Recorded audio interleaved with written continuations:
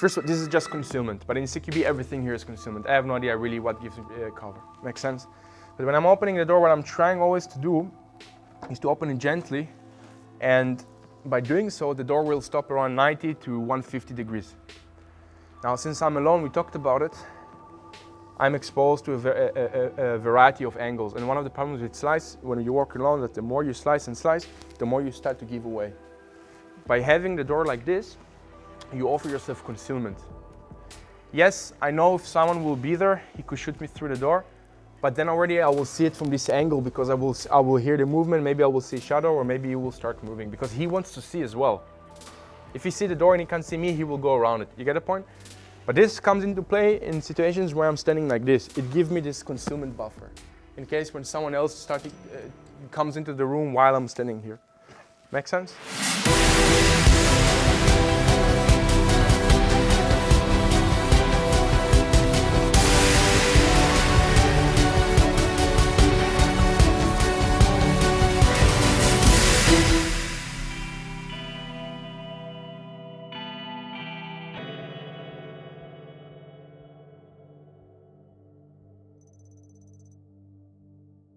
Okay guys, so basically we talked about the angles, different room shapes. We talked about how we can manipulate those angles into our advantage, right?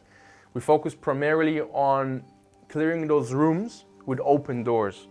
So what we're going to do now is we will focus on clearing these rooms with closed doors. Does it affect the angles or it remains the same angles in definitions?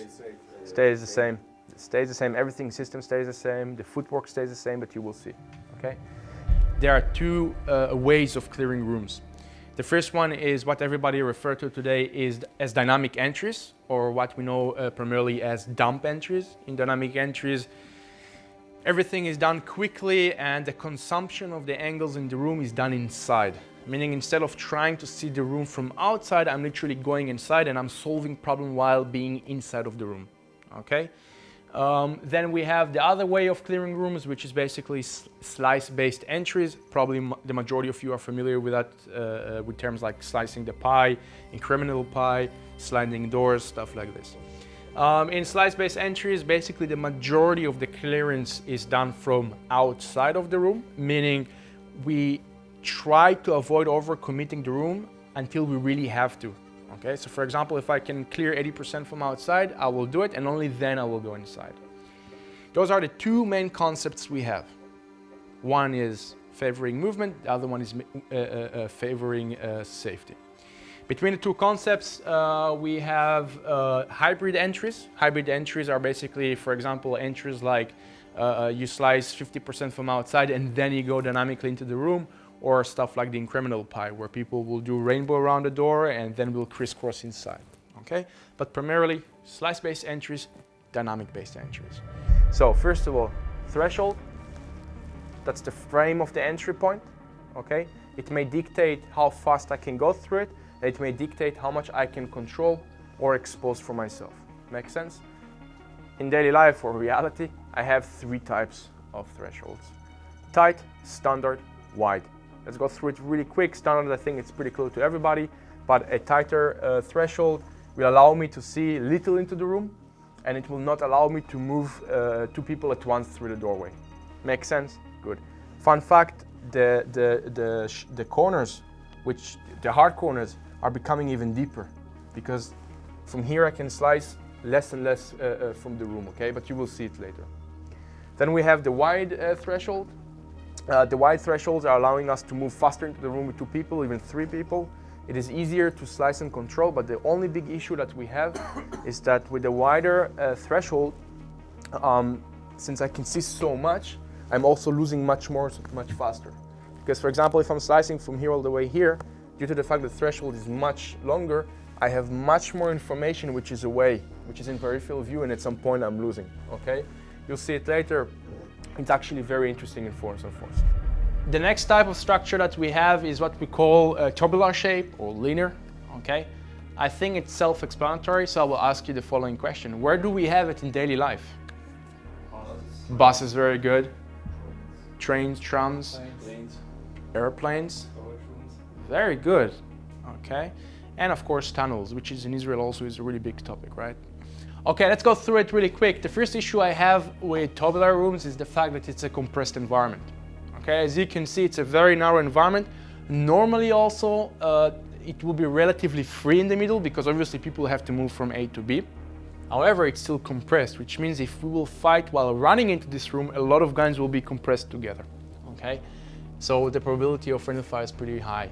Second issue that we have is that essentially, you have only two directions of fire, like we talked about the L shape.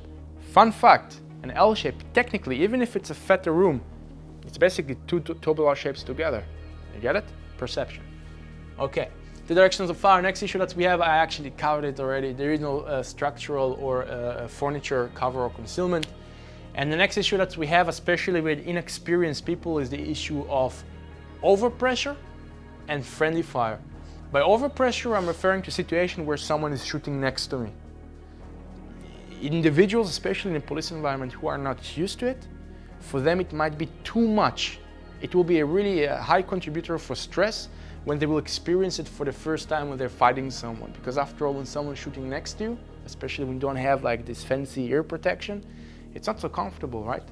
Second, in terms of friendly fire, again, we're looking here into a high probability of shooting each other as people are simply too close to each other, okay?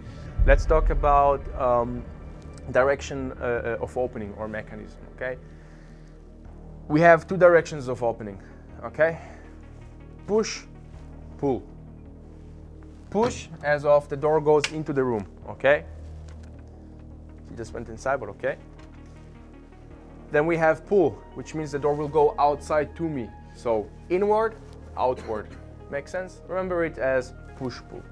Okay? Perfect.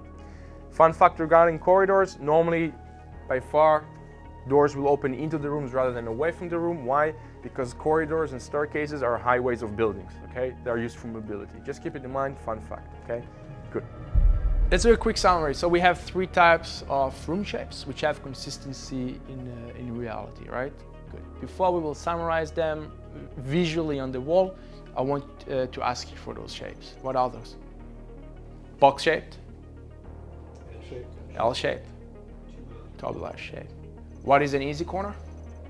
Where you can see the corner from outside. From outside, you can fight it, you can bail it and so on. What is a hard corner? I can't see. You can't see until it's too late, right? Perfect. Okay, now what we're gonna do is the following. During my military time, I was used to work a lot with floor plans. That's also basically how I started to realize that there is consistency to these shapes. But this is the point where I want to make sure that you're not thinking like robots, that you're able to see a picture and manipulate it based on the information you just got from me. Okay? Good. Now, this is a classical example where I looked into, which was really important for me. It's really nice that we have this box-shaped, L-shape, and tabular, but we all know as fighters that in reality, the circumstances are going to expand a little bit beyond the clear definition we have in a classroom, right? So those three types of room shapes are really depending on the perspective you have into the room. Small tip, if you are able to understand that, for example here, that from the moment the door is opening, I can see that area and therefore it remains for me just a box, you will be able on the go to apply the tactic and adjust it to what is coming in front of you. For example, right here, we will throw the running the rabbit tactic or the NDI-8 concept and so on and so on. Yeah. Still, we have another point. We cannot only enter the room by the door. Very good. We also enter through the window. Entering from the window, it's a totally another perspective. Perfect. That was the next point. Very good. So for example, if I'm coming here through the window, which you can see right here, the perspective changes. Tactically, it's not the L shape for me anymore. It's a box shape because from here I can control that area. Perspective. But still, the consistency of the three shapes remains always. It just depends on the perspective. Okay, strong and weak side of the entry point, or the door basically, okay? So it's more easier language-wise. Okay, primarily when we're looking into this working space, I have a weak side and I have a strong side. And this concept of strong and weak side is oriented around the idea, how fast am I becoming exposed to any angle in the room from the moment the door is being interacted. So for example, 42, come here. You will be like, let's say, right here, okay? Okay, good. He is right now on the weak side. Anyone knows why? Let me show you. From the moment that's me as a teammate whatsoever, or he will open the door, and let's say the door is still here. Can anyone see him? No, correct? So he has time to get control on the gun again, to bring the hand back, right? Long story short, it will take quite a long time until he will become exposed to the angles inside the room, okay? So, weak side. Put your hand on the handle. Just open it. You see, by the time he's opening, he's still not exposed for anything, and he has the time to regain control on the weapon and be prepared. Weak side, okay? Why do we call it the weak side?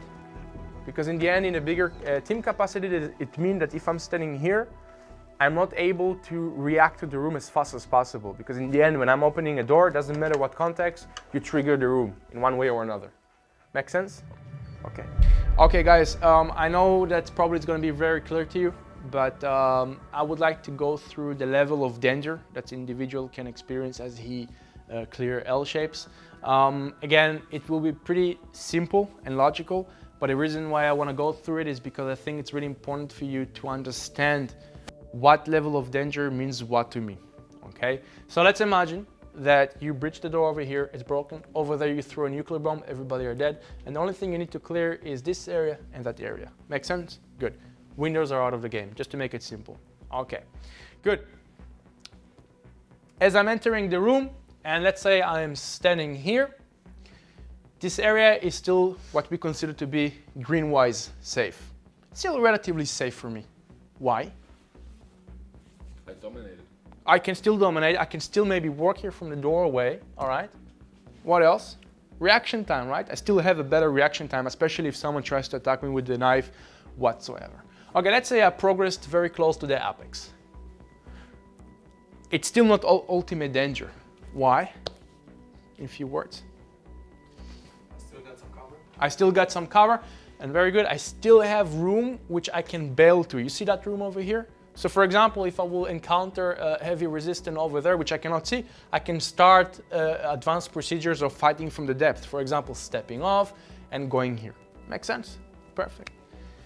The next area will be, of course, the most dangerous, which I think it's very obvious to everybody, the last point of cover and concealment. From the moment I'm beyond that thing, that's it. Okay, but I think it's very clear. Why do I show you these colors like in a kindergarten? Because later in Force and Force, talking about my own failures, you tend to neglect some of this stuff and you get focused into forward, forward, forward, forward. And that's where people are getting hit. And understanding where it's really dangerous for me and when it's not, and being able to manipulate it, it's half of the fight, okay? So just keep it in mind. Now, here there is actually a little bit of shadow, so I think it will be a really good example. And pay attention. I'm going to open the door. You see how quick the light comes out, right? From the moment the door is interacted and slightly opened, he can start working, okay? So strong and weak side. Why is it important to define it? Thank you. For the following reason. It's important to understand that limited penetration or any kind of slice-based entries are basically an ambush in motion. And for many years, across many units, the doors were just kicked or just open and people ran through it. The way I see it, these doors are concealment, they are not cover, but they can allow me to manipulate the angles to my needs. So for example, later in bigger capacities, one of the things we do is the following. 42, come over here. So for example, if I'm standing here and I know that there is such a thing as a weak and strong side, I know that the guy who's opening here is able to open it, and from here the guys who are standing here can walk through as fast as possible. While here I have the time to regain my weapon, and so on and so on. Okay, thank you. Makes sense until now? This is really important because for years we saw it that across different units that either they just opened doors or just kicked it and ran through it. And often in Force and Force, as soon as resistance starts around the door, you'll see guys standing like this or whatsoever, and then they're getting hit. Okay, so this is really important. We want to set ourselves to success. Make sense? Perfect. So, weak side, as of I am coming from the handle side, I'm opening the door, and the door is still in front of me. Provides me concealment. Strong side means I'm away from the device that allows me to open the door, in this case the handle. And from the moment the door is open, I can see into the room. Make sense? And when I can see, someone else can see me as well. Good. Okay, let's talk about door interaction in a one-man capacity. So in other words, we're going back to the one-man room clearance, but with doors. So right now, just for a second, ignore the rest of the doors here and windows and so on, and think about you working in this corridor and you needing to clear this room. Okay, so you have to clear it, but the door is closed, right? We didn't talk about it. So I have two ways of clearing this room. Either I'm gonna kick it or just open it and do my thing, or I can manipulate it to my need. Now here it's even more important than a four-man capacity clearance. And why? Because I'm alone. If I'm alone, what kind of a problem I'm facing? I have to do two things in one, like open the door and still secure myself. Exactly, 360 plus working my objective, correct? What other kind of problems do I have when I work alone? Outnumbered? Outnumbered, okay. Good. So I have to be very selective in how much commitment I give to the problems at hand. Make sense? Good. Okay. In the following procedure, what I will do is, I will work on under the assumption that here I don't have a big threat and that I need to clear this room. So think about it as like some kind of a search. I'm looking for something. Make sense? Good. All right, I will start from there. I will do a demonstration really quick, slow, just so you have a taste of what I'm doing, and then I will break it down. Okay? Good.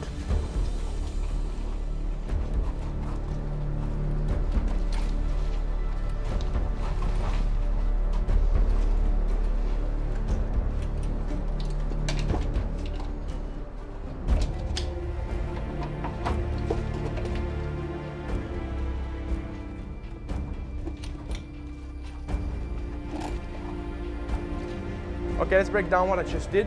First of all, I came from here. And the reason why I came from here is that I want to show you the most complicated approach to this problem, to this procedure, okay? I could always come from there and just open it in a few seconds, but I want to show you how it's done when you're coming away from the handle, okay? Good. So in the procedure, I came from here. When I came, I stopped in an hour angle. I stopped in an hour angle because just like we learned before, I have to do your orientation check. When I'm orienting myself, I am looking to this area, I am hearing, and I'm taking a breath. I'm taking a decision if I want to clear this room. But there is another thing that we haven't done with open doors that we have to do now, and that is also check the door itself. When I will look into the door, I will collect information. Is there a glass here? Maybe the door is higher, like broken below or cut it or whatever, and it's higher. Is there smoke coming out? Is there some kind of wires here that I recognize on the handle? Because maybe someone was putting some electric behind it, whatever. You get it? So pay attention to the door. Where does it swing? Does it have some box here? Maybe there is a CCTV camera, whatever. Make sense? Good. So orientation check plus check the door itself, the mechanism. Okay. Narrow angle, I stop, ta-ta-ta. From here, I rolled up a little bit, checked it 45 degrees or 90 degrees. You just look up like this. Doesn't look bad, and then I'm gonna cross. When I'm crossing, I don't want to see people doing this stuff. Why? Because one, you spend longer in front of the door. Two, you make noise. So what I want you to do is to have the hips to the direction of travel, and like a tank, keep your turret towards the danger area. So it will look like this. Make sense? Keep the movement linear. Okay? One direction, not all of this rainbow stuff. If I will do the rainbow stuff like this, I am now will becoming exposed to the rest of the corridor, plus more doors up ahead. And in addition to that, I will spend more time around the doorway. Make sense? So movement-wise, hips, direction of travel, weapon, direction of danger, the tank effect. Make sense? Good. When I'm crossing, I am not stopping at 90 degrees, and I'm not stopping at 45 degrees. I'm stopping in a narrow angle. Why? Again, we're in a one-man room clearance context. Listen again. Maybe they had something inside. It could be that someone was waiting for me and he saw me through the CCTV. For example, there is a camera or something and he started to shoot, but he missed me for whatever reason, right? If by nature, by default, I will go to the narrow angle, I'm already out of the way of danger. And now I know that this room, there is no way I'm going through that door anymore. So now I can say, okay, I can start fighting from there, whatever alternative point of entry, whatsoever. Makes sense? Also another situation, for example, where maybe I feel that I expose myself because of a window behind or whatsoever. Oh shit, it could be that they saw me. By nature, I will be away from the narrow, from exposure, because by default, I'm going to the narrow. Make sense? Good. Another reason. If by passing by, someone heard me because right now he was cleaning his dishes from the other side of the wall, he might go out. So for example, you will go now into the room. Okay, you will stand here. And from the moment you hear me passing, you will open the door and you will go out. Okay? You ready?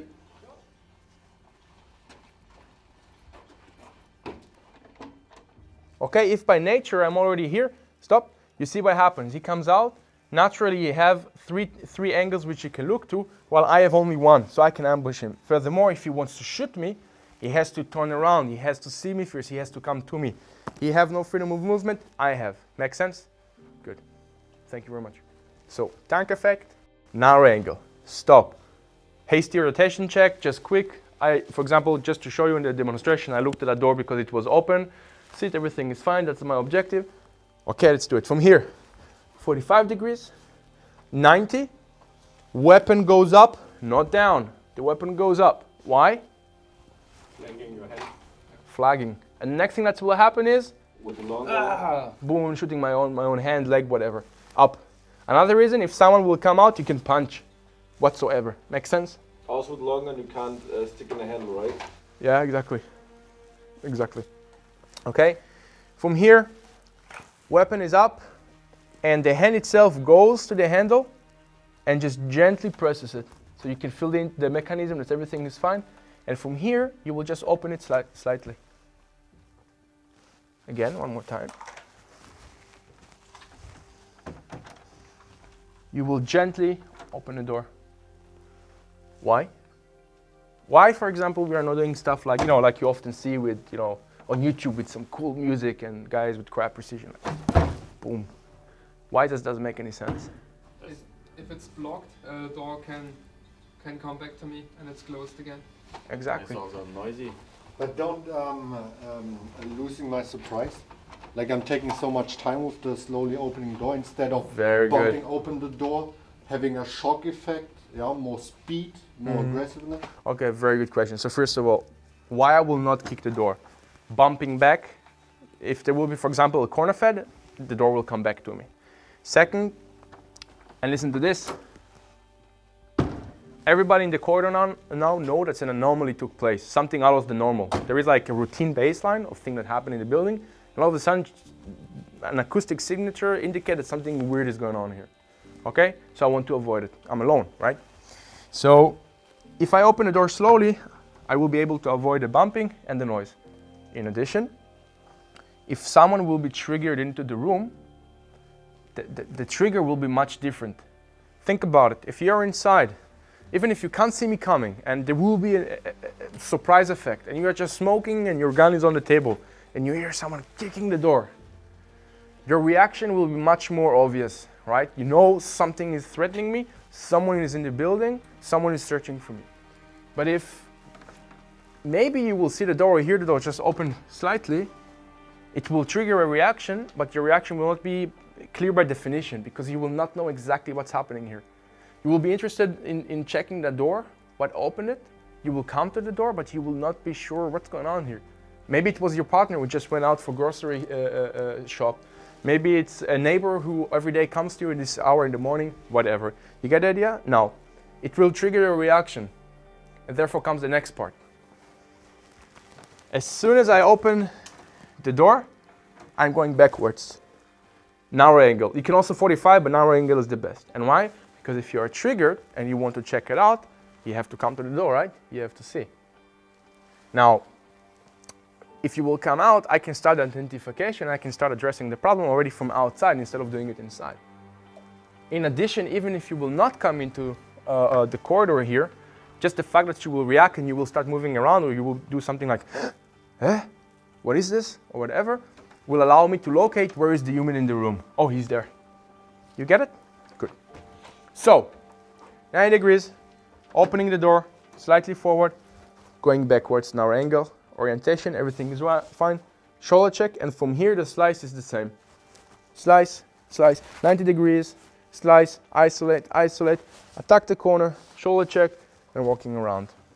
Last question. The door is like hanging in the 90 degrees. Why? Think about it. Concealment. Concealment. Here's a small trick. You don't have to do it, but it worked very good for me. First of all, this is just concealment, but in CQB everything here is concealment. I have no idea really what gives me cover. Makes sense? But when I'm opening the door, what I'm trying always to do is to open it gently, and by doing so, the door will stop around 90 to 150 degrees. Now, since I'm alone, we talked about it, I'm exposed to a variety of angles. And one of the problems with slice, when you walk alone, that the more you slice and slice, the more you start to give away. By having the door like this, you offer yourself concealment. Yes, I know if someone will be there, he could shoot me through the door, but then already I will see it from this angle because I will hear the movement, maybe I will see a shadow, or maybe he will start moving because he wants to see as well. If he sees the door and he can't see me, he will go around it. You get the point? But this comes into play in situations where I'm standing like this. It gives me this concealment buffer in case when someone else comes into the room while I'm standing here. Make sense? It's a small tip. And the last question, many questions, there is a lot of things to it. Why is the interaction with the door is from the weak side and not the strong side? Because you know, in our daily life, we are wired to think always that the weaker stuff are the negative stuff, right? But why here the weak side is actually a force multiplier? If I'm coming from the strong side, I have to open it. And if I would open it from the strong side, I would be in the middle of the door and would stand immediately there. Exactly. So come here. What I would like you to do is to open the door, and in reality, sometimes you will have to open the door from here, but we try to avoid it, okay?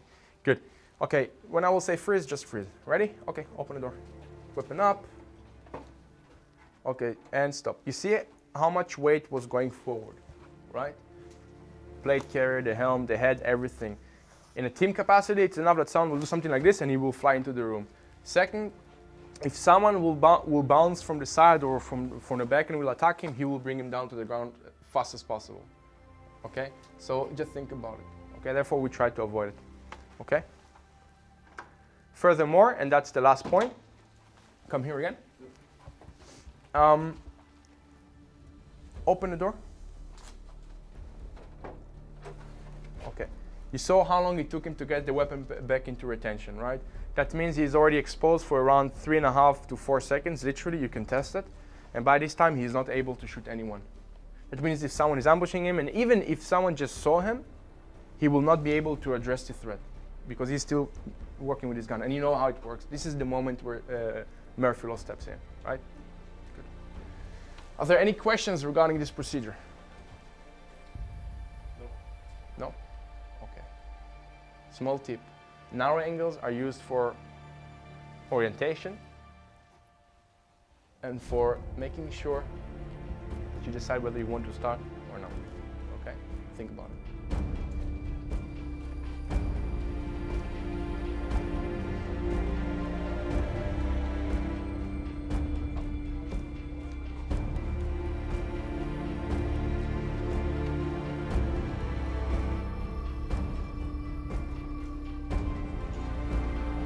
Good.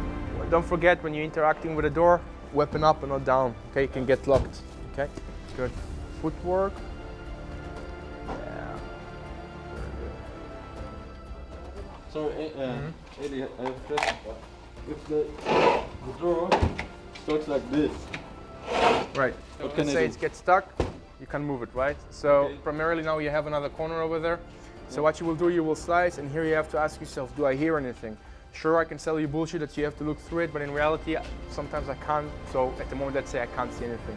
Ask yourself, priority, do I hear there anything? Context-wise, do I know that there is a likelihood for anyone to be there? Yeah. If yes, take it very quick, go around, and just get that corner. Okay, you have to prioritize. Of course, if you hear something over there, then it's becoming a higher priority, but then ask yourself, where will my threat have higher mobility? Over there or over here? Okay. Yeah? Okay, good.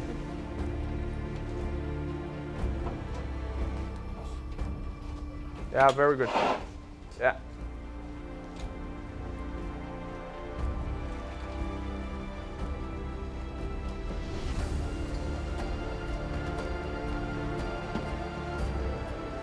Exactly. Yeah, good.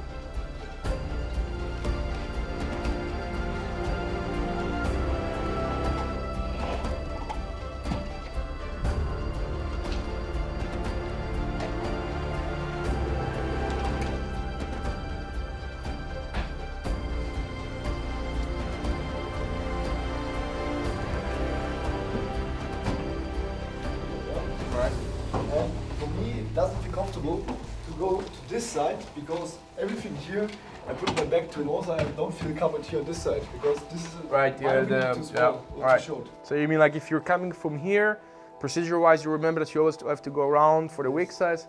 All right, good. We talked about it actually, right? Situations where you will have to. So for example, here, also you don't have a working space, right? So there will be situations where you have to work from here. So few things I want to keep in mind. One, you have to be faster. Two, you have to be stable. So you can get even closer, but try to avoid stuff like doing things like this. Because later you see what happens with the hand and the pistol, for example, right? So get closer to it. It's better one time and correct to open and then getting back. Now, it could also be that the door will be a little bit barricaded or stuck, whatever. So you want to be stable. If I'll have to fight with it from here, you see what happens to my tailing fit, right? It's not stable. So one time, correct, get to the door, open it, and go backwards as much as possible. But it's way more offensive.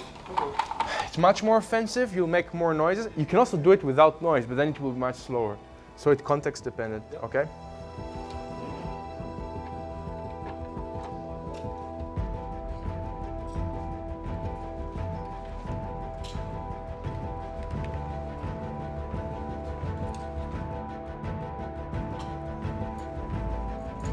Excellent. Very good, you see, so he actually bailed back to the narrow. He saw that the door came back like an anomaly and he went into the narrow. That's very good, that's perfect, because then he was able to foresee if there is any problem coming, whatever.